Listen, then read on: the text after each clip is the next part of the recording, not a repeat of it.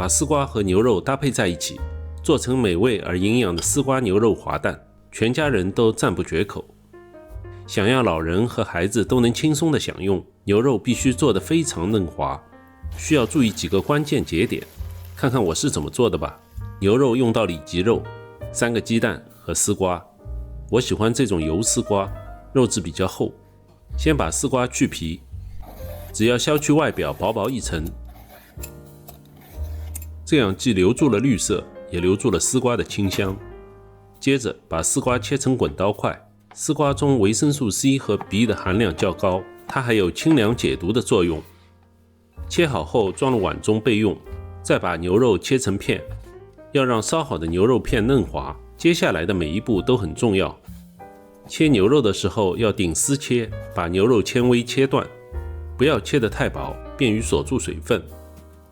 切好后装入碗中，现在给牛肉片上浆，加入5克生抽、1克白胡椒、10克黄酒、5克蚝油、半个蛋清，用手抓捏均匀，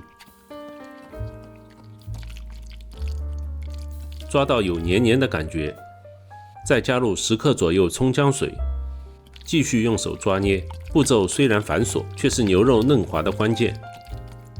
抓到水分被完全吸收，碗底像这样不留水渍，加入3克生粉，再把生粉抓进肉里，看看牛肉表面没有生粉，就算处理好了。然后淋上食用油，冷藏20分钟。再打3个鸡蛋，刚刚剩下的半个鸡蛋也一起放入。具体的配料表在视频的最后，有需要的可以收藏视频或者截图保存。鸡蛋打散后放一边备用。食材都准备好了，锅中多放点油，倒入牛肉片，油温在6成左右，将肉片快速滑散，让它们受热均匀，使牛肉片快速锁住水分。看到肉片变成粉红色就可以捞出了。整个过程最好不要超过20秒，然后用个滤网倒出，倒出的油可以用来炒其他的菜。锅中留一点油，倒入丝瓜，稍微翻炒几下，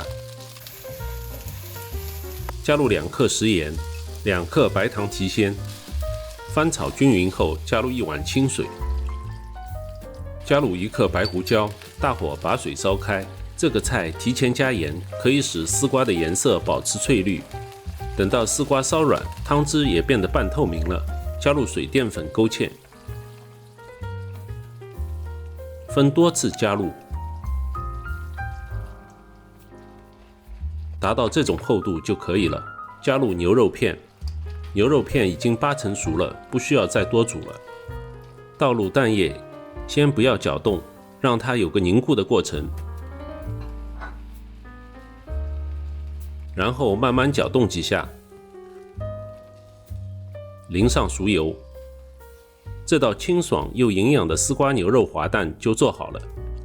总结一下，要把牛肉做得嫩滑，最好要选牛里脊，其次要认真上浆，注意上浆时的各个节点，最后在牛肉过油时控制好温度和时间。以上是我的一点心得，仅供参考。我是夕阳，请别忘了订阅这个频道。谢谢收看，让我们下期再见。